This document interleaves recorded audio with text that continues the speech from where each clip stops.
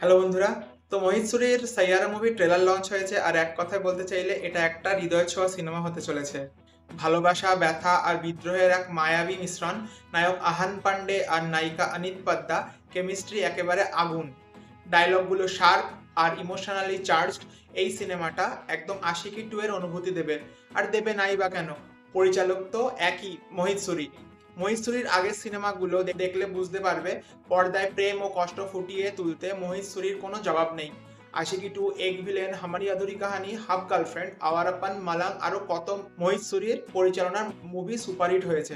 সাইয়ারা চিত্রনাট্যে আছে নাটকীয়তা আর background score. গানগুলো জাস্ট মন ছুঁয়ে যায়। তানিশ বাগচি, ফাহিম আব্দুল্লাহ, জুবিন নৌটিয়াল, সচেত পরম্পরা, অরিজিৎ সিং, মিঠুন, কে নেই এই গানে। এই ট্রেলার দেখে মনে হচ্ছে সাইয়ারা শুধু একটা প্রেমের গল্প না, একটা অনুভব, একটা প্রতিবাদ। আমি তো এই সিনেমাটা সিনেমা হলেই দেখতে যাব। তোমরা যাবে তো দেখতে? কমেন্টে অবশ্যই জানিও। আর এরকম সিনেমার খুঁটিনাটি জানতে চাইলে আমার চ্যানেলকে সাবস্ক্রাইব আর ফলো করতে ভুলো না। দেখা হচ্ছে পরের ভিডিওতে। টাটা।